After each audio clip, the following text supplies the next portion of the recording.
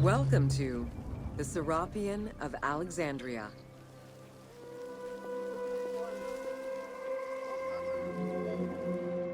In a city of numerous magnificent attractions, the Serapion was considered to be the most beautiful temple of Alexandria. Located southwest of the city on a small hill known as the Acropolis, the sanctuary was constructed during the reign of Ptolemy III, upon foundations which had existed since the reign of Ptolemy I Soter.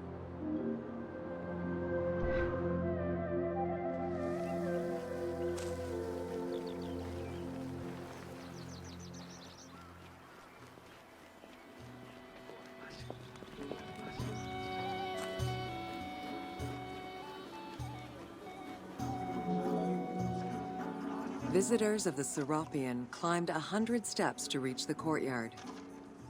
Libraries were installed in the porticos surrounding the square building, with its roof and columns adorned with gold and gilded bronze. Pharaohs were generous to the temple, as were several Roman emperors after Egypt's conquest. An inner temple housed the statue of Serapis, dedicated to healing the sick.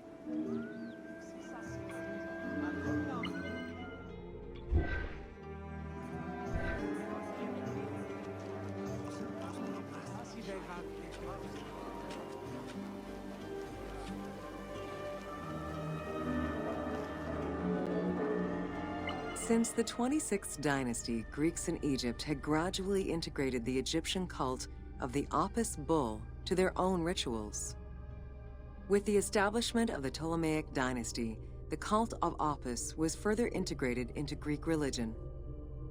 During his rule, Ptolemy I chose to merge Egyptian and Hellenic gods into a syncretic divinity named Serapis. This name was the result of the amalgamation of Osiris and Apis. With this new deity, the Ptolemaic dynasty managed to accommodate similar belief sets for two different cultures, bringing about a new dynastic cult.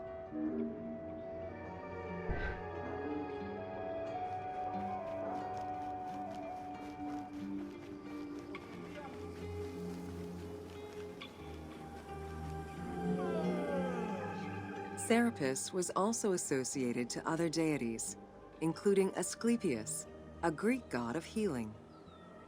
It is possible that, as with the Serapis Temple of Canopus, the sick would visit this sanctuary, sleeping there overnight in the hopes of being healed within its hallowed halls.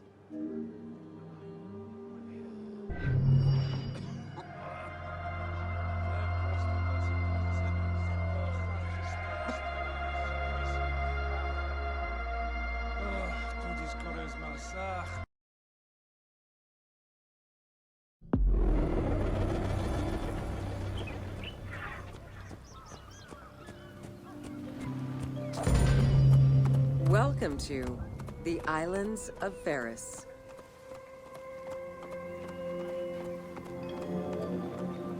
The Heptastadion was a bridge-like causeway connecting the island of Pharos to mainland Alexandria.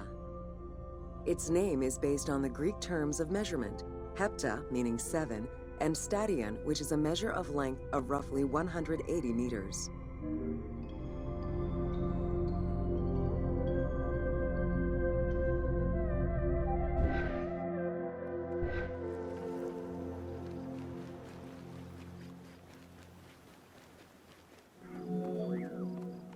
Since its construction would separate the Grand Port to the east and the Port of Eunostos to the west, it was designed with channels at each end. These openings allowed passage from one port to the other.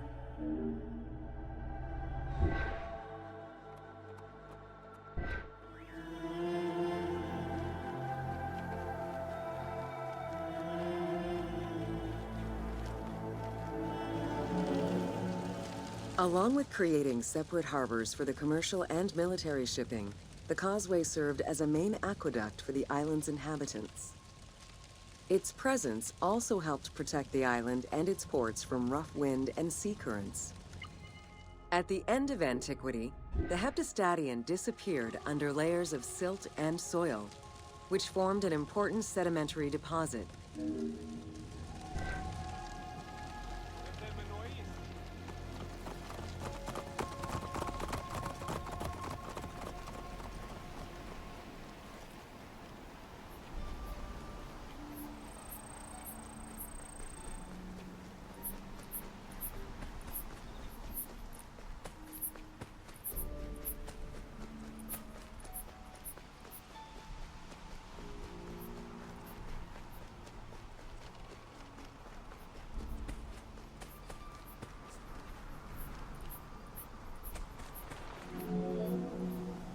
While the Serapeum was the most celebrated of the temples in Alexandria, many other temples were built within the city.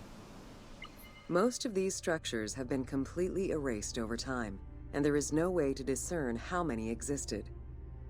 However, research of ancient papyri offered tantalizing hints as to the possible location of at least some of the temples.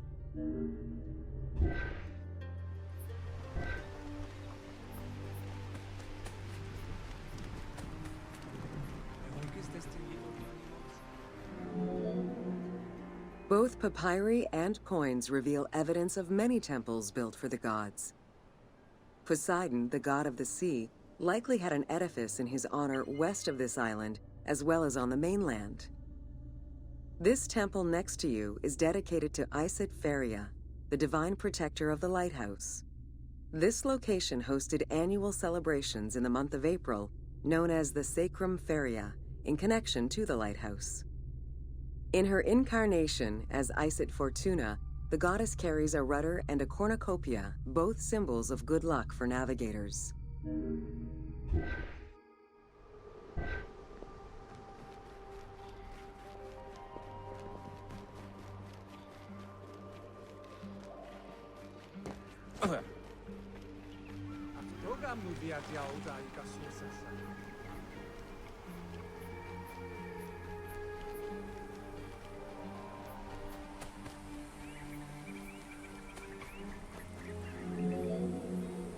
Considered one of the 7 wonders of the ancient world, the Lighthouse of Alexandria was a source of great pride for the inhabitants of the city. Construction began under Ptolemy I's reign and lasted 15 years. It was completed during his son's rule. Once completed, the lighthouse was dedicated to the gods for the salvation of those who sail the sea.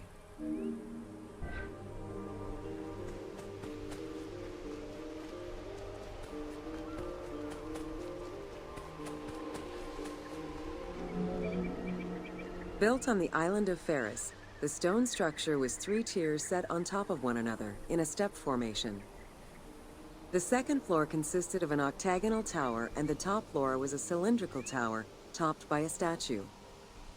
The interior provided space for staff rooms and a ramp which allowed the transport of fuel to the upper floors.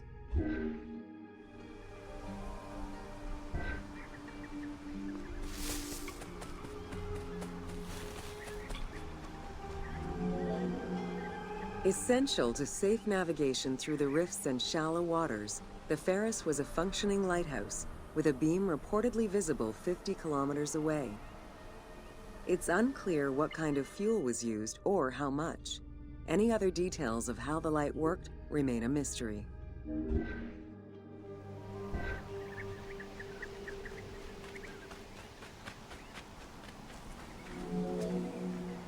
For several centuries, the Pharos was one of the highest monuments ever built by man. It measured roughly 110 meters in height, compared to the Pyramid of Giza, which was around 140 meters tall. Gradually, the structure was eroded by earthquakes and then completely destroyed in 1480 CE, when a fort was built over it. Archaeological excavations on the seabed have uncovered many blocks from the ancient building.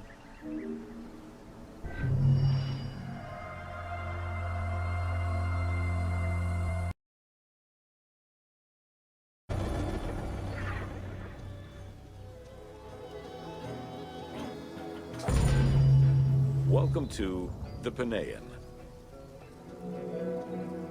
The Panean was a temple built in honor of the god Pan, divinity of nature.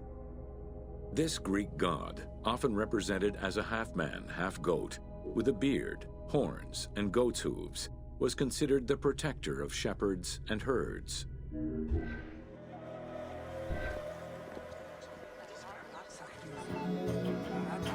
Pan's attribute was his namesake musical instrument, the pan flute. His temples were usually located in caves and on high mountains, and were frequented by shepherds. It is likely that Mediterranean cults adopted the imagery of Pan to symbolize the Christian devil.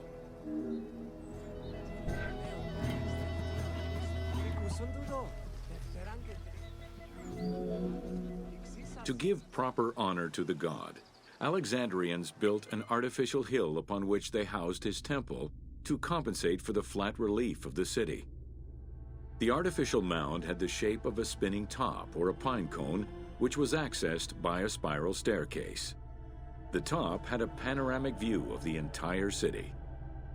Only such heights would be fitting for a mountain god.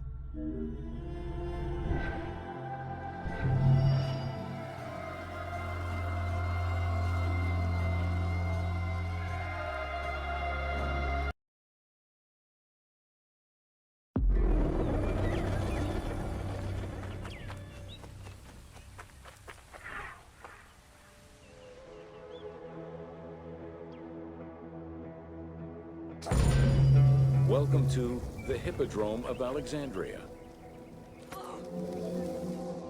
The main hippodrome of the city was called the Legeon, in honor of Lagos, the ancestor of the Ptolemies. Alexandrians were great lovers of horse racing. They were fascinated by the rivalry of these races, the agon, as it was said at that time, that every competition brought. It was a struggle for glory.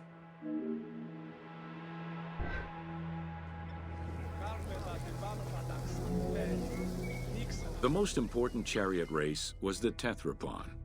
Using 4 horses with the quickest harness to the front right, the charioteer would race for 12 laps, with sharp turns at either end of the hippodrome. The victors were crowned with garlands of olive and received prize money, but the most sought-after reward was to be acclaimed by the works of poets, such as Callimachus and Pindar. Ανθρωπέαν πιστεύονται, θεούντον εγνοησέθε, όπως εγώ...